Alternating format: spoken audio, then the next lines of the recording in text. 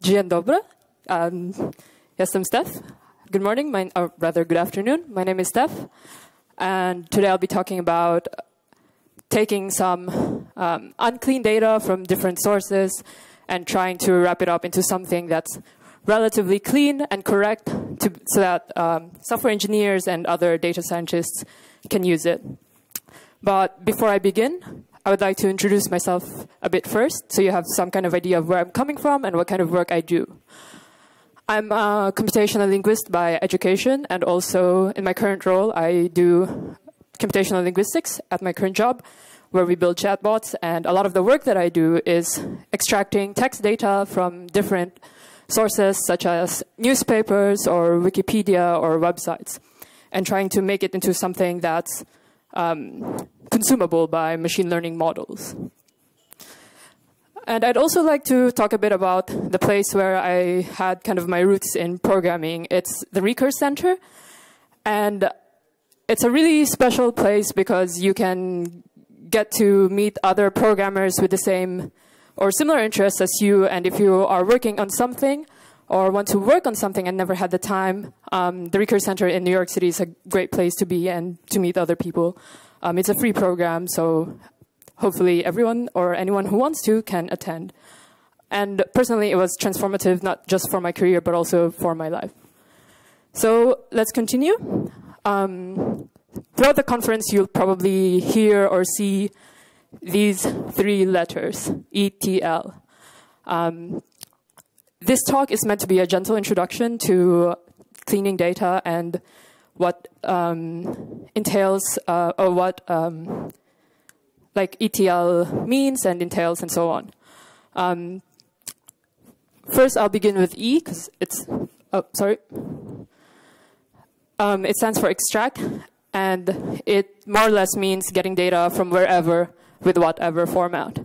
So wherever could be a website or your colleague from accounting, or maybe some CSV file that you found on GitHub.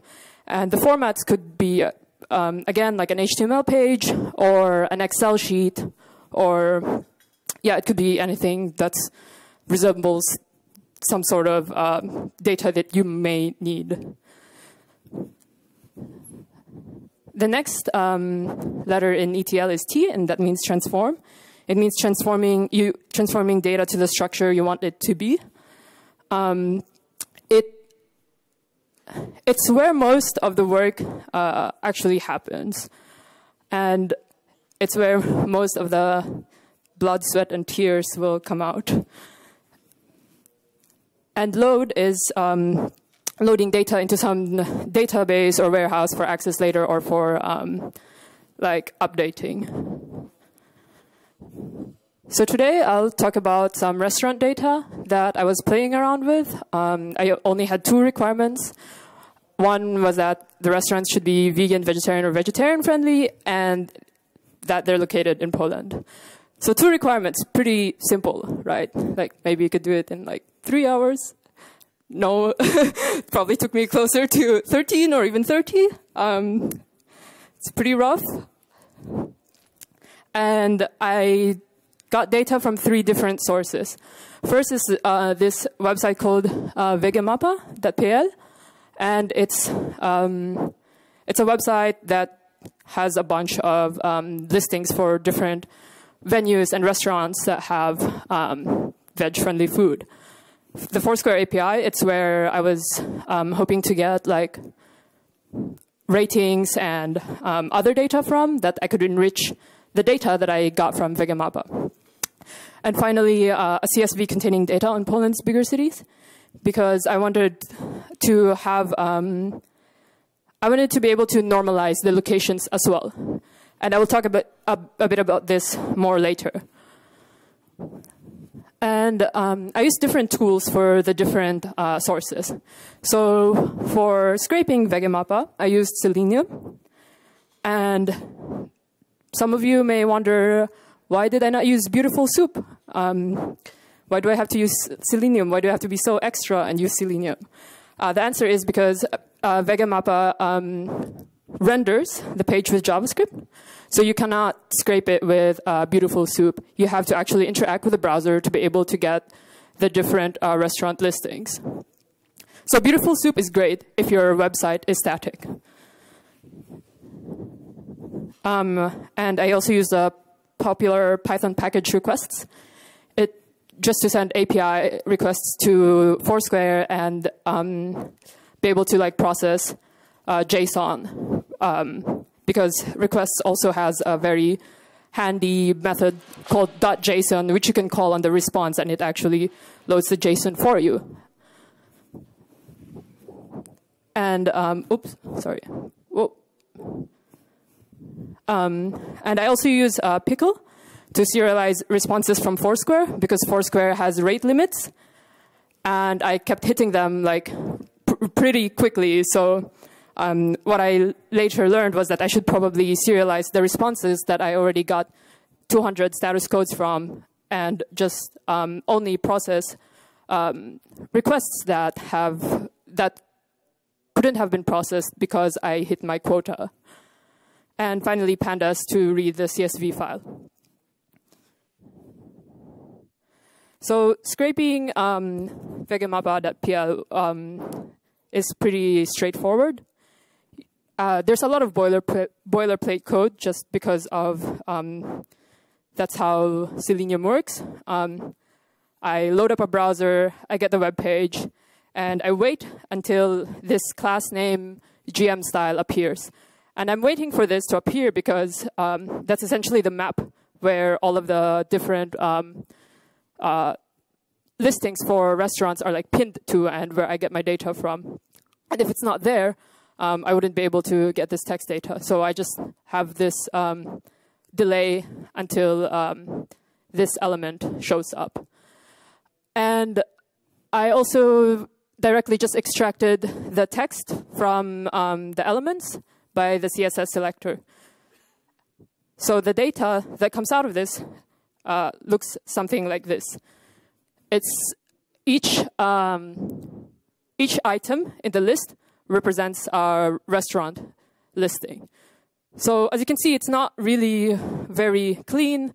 You have the restaurant name, the street name, the area, what kind of the category of the restaurant, and this word Skashstraße.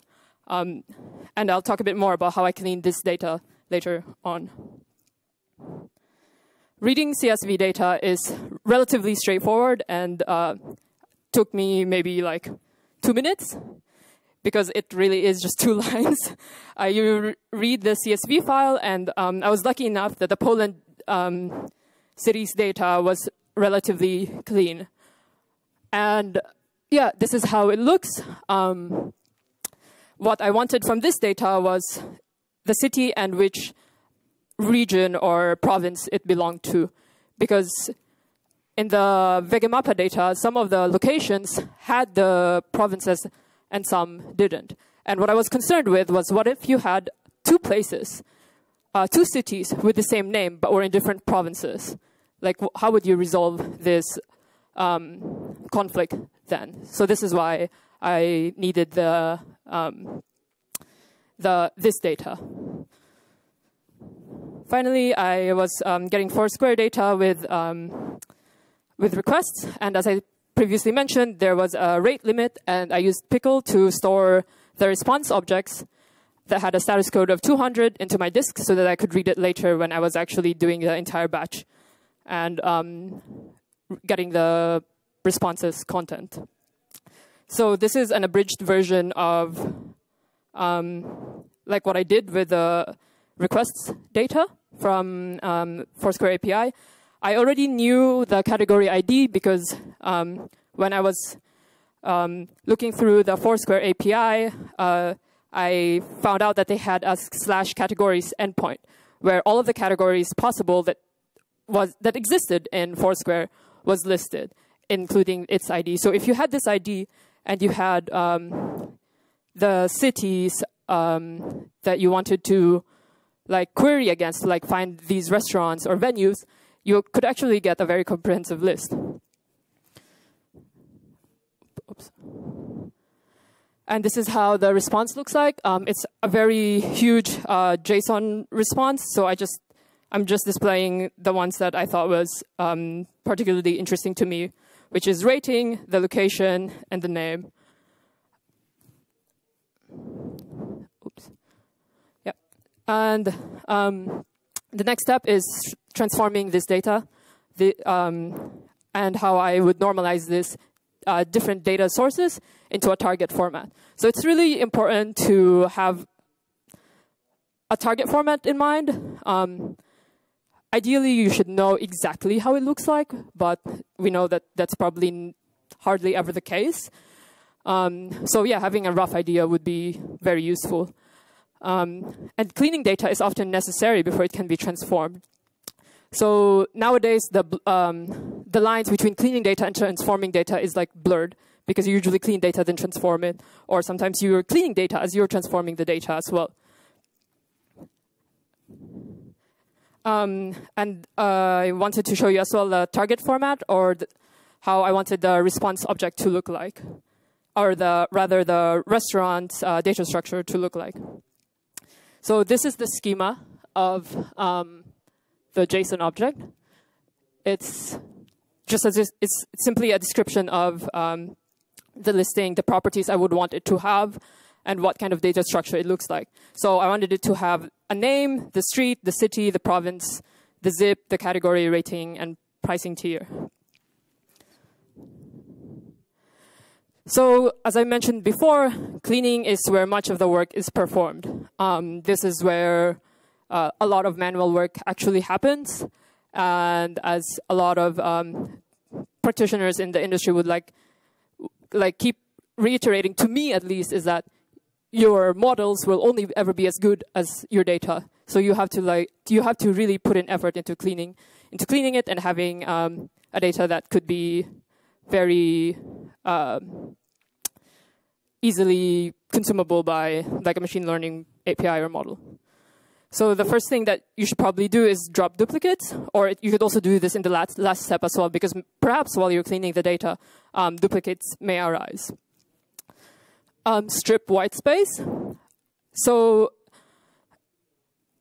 a problem I had when I was scraping the Vegamapa website was that for some reason when I was doing a merge on the city's CSV and the Vegamapa data, it was merging on some cities perfectly fine that I knew existed in both data sets, like Warsaw, for example. But then when I checked the cities that were not supposedly existent in the cities database, Warsaw appeared again. So, and the reason for that was that there was a white space in the end, or a white space in the beginning. And it's, as a computational linguist, this is actually one of the first things we do, but you do it so often, and sometimes you just forget about it. You should probably also discard unnecessary data. So, for example, this phrase, Skastraße, is probably not important to me for the data that I have, because it just means, I think, directions or how to get there. And it wouldn't be so useful to me in the data structure that I have. So I just dropped this. There was also inconsistency between the data sets. In the CSV file containing data on Polish cities, it listed Warsaw as Warsaw, while Vegamapa uses Warsaw and Foursquare uses both. I opted to use Warsaw because every other city in the Polish cities file used the Polish orthographic representation, so I thought it just made sense. Null values. So how do we handle null values? In the end, it depends on what you're using the data for and what you're trying to achieve. But in my case, the Foursquare API venue endpoints spec describes ratings, for example, from 0 through 10. But they also said that not all venues may have a rating. So I decided to default it to -1 to represent that no one has actually rated it. Because someone could actually come to a venue and rate it 0. Then if I default it to 0, it means that, okay, this bad restaurant also is has the same rating as a restaurant that maybe no one's like ever rated. So I wanted to make this distinction. Other places where null values occurred were in categories. So if no one put down a category, I just put no category, and also for like cities and states or addresses, I just put unknown or not found. So now that I was able to clean this data relatively well, I had to combine these multiple sources into a single data frame, so that it's I can visualize about like what's happening, and maybe if there's something I missed, I can go back and correct it. So for the CSV file and the scraped website data, it is merged on the cities column, because that's where I wanted it to be, because this is the column that both data frames shared, or both data sources shared, and also I wanted the province to be corrected. So that's why I merged it on the city instead of city and province.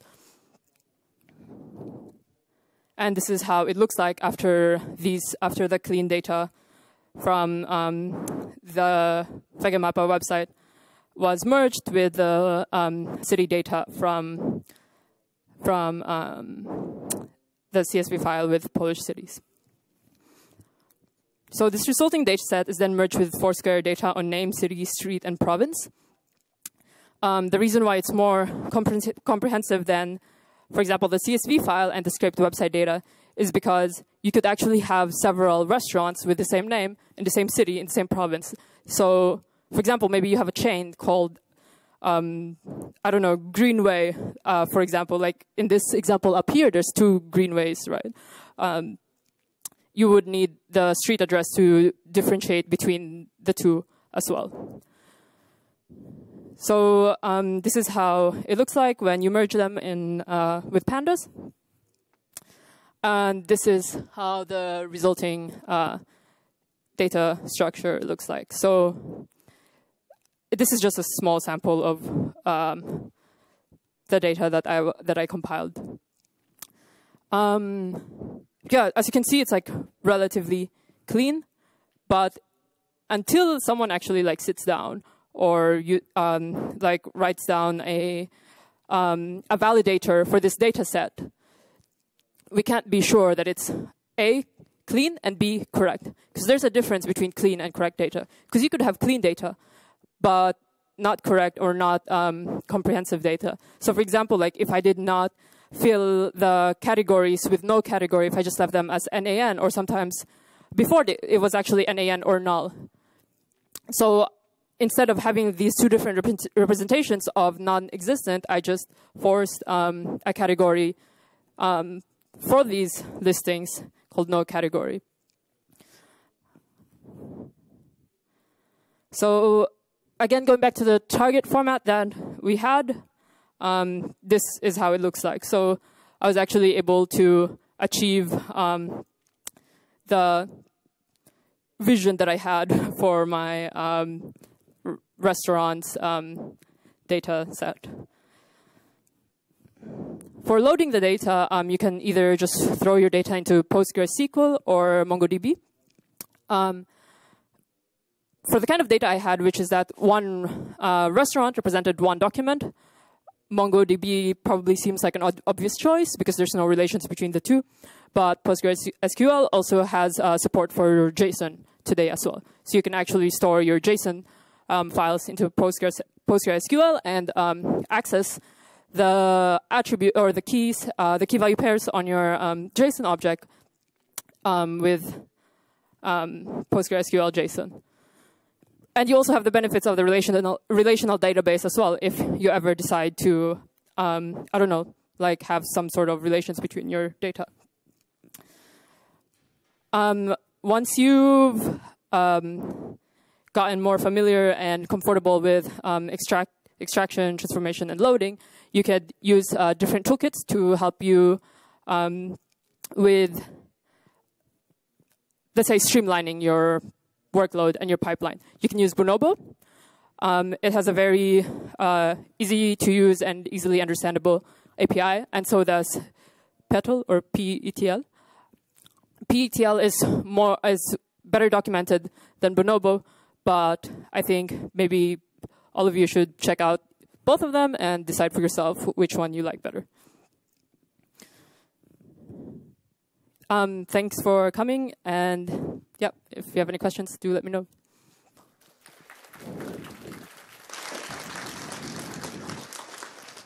So, do we have any questions?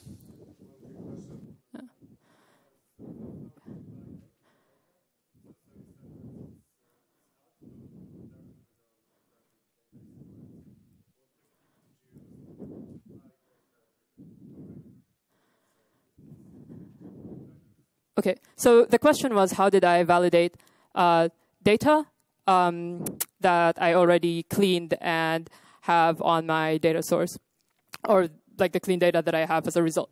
So what I used is a JSON schema validator, and there's several Python packages for that, and I just ran my JSON objects through this JSON schema validator against the JSON schema that I myself described.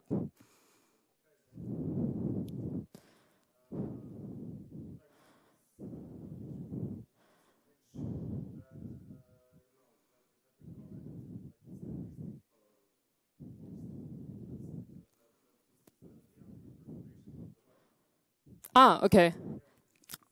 So the question actually was, how do I know that the data that I got is a real representation of a real place in the real world, correct?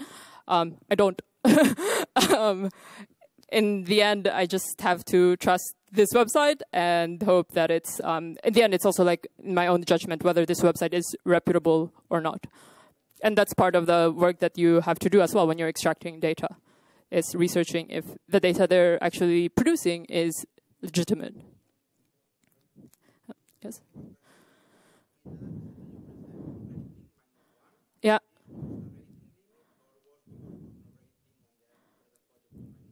Yeah, so there was no rating, and I just wanted to represent it as -1.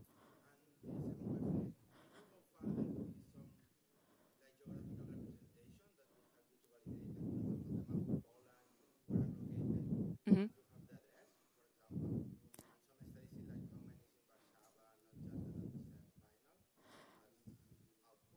So if I okay. Mm-hmm. Okay, so the question was if I had done any further data exploration or analysis on geospatial data that I have, and the answer is no. I tried, but from my cursory Google search, a lot of the geospatial data is behind a paywall, and it's pretty expensive. Yeah. Mm-hmm. So you mean like put them into a Google map? No, I haven't tried that yet. Yeah. Any others? All right. I think we can finish with this. Thank you again, and round of applause for Steph. Thank you.